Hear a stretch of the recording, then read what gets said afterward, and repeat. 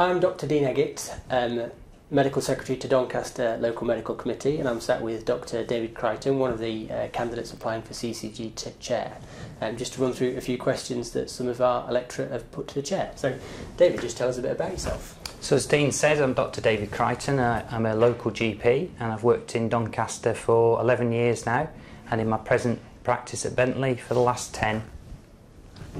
Fantastic, thanks David. So you've had 5 minutes to read the questions and have a little think about your answers, and we just run through those now and just answer the questions though you're speaking to the electorate, if that's okay. So there's been a large number of questions submitted to the LMC office for this particular question and answer session regarding transparency of CCG processes and the potential that conflicts of interest could influence the actions of the CCG chair. If you were elected chair, how would you reassure the electorate and patients? Well, as I've stated in my chair's statement already, you may have seen it's something I do believe quite strongly in.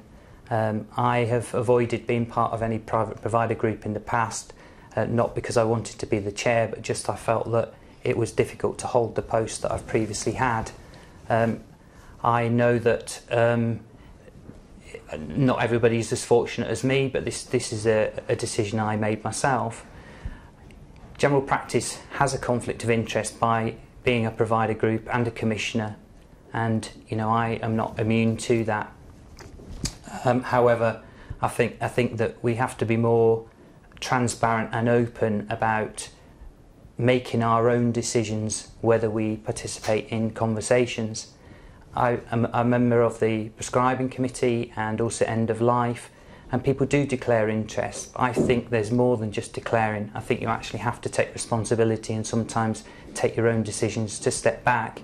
And I think because the position I hold personally about the conflict of interest subject, that I would be more strict at how that is undertaken in the future. Thanks, David. I think you've already alluded to an example. We're coming on to our second question. Can you describe an example of a conflict of interest that you have had and how you've dealt with it? The conflicts of interest I personally had have been fairly low-key. As I say, I'm a member of the prescribing committee, and I've given some advice and chaired some local medicines-related evening subjects. So I've declared them in the same way. They're mildly amusing because one of the companies who asked me to chair, I've never prescribed a drug in my life, so I feel that, while I declared that I was providing some chairing for that group, really it was insignificant.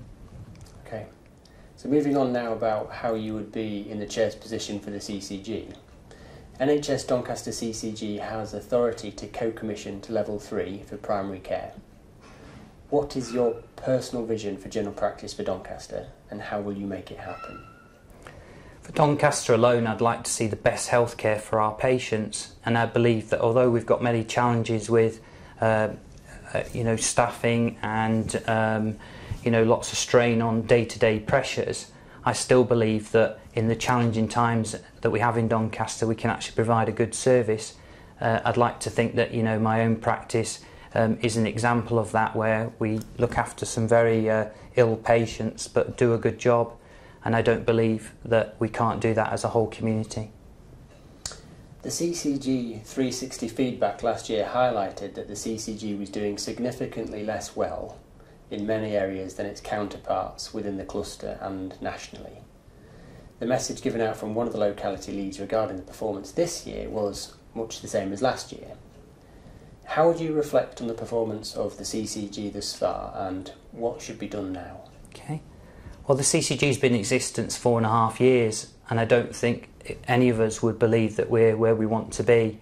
There are steps being made. Obviously, it was a new organisation, and it had, a whole new structure required for that. But I think that we have got a stable foundation now to move forward, and I hope having a different chair would give a slightly different perspective on things going forward.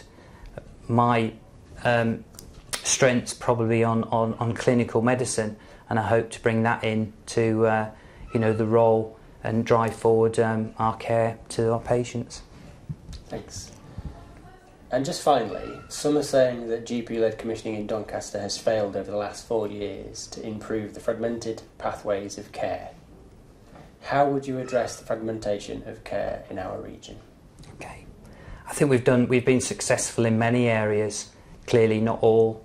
One success I would argue is that the work I've provided as a grassroots GP on the end of life has made great improvement.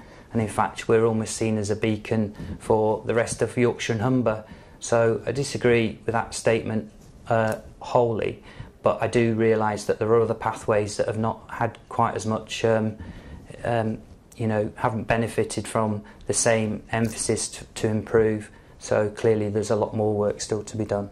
Fab. And just to conclude, is there anything else that you'd like to say to the electorate? No, I suppose I'm not a politician. I'm a grassroots GP, as I've just said. I hope that my honesty and integrity and the fact that I am so inbuilt into day-to-day practice will also help many of you around you to build structures to allow you to do the best job you can do. Thanks very much. Thank you.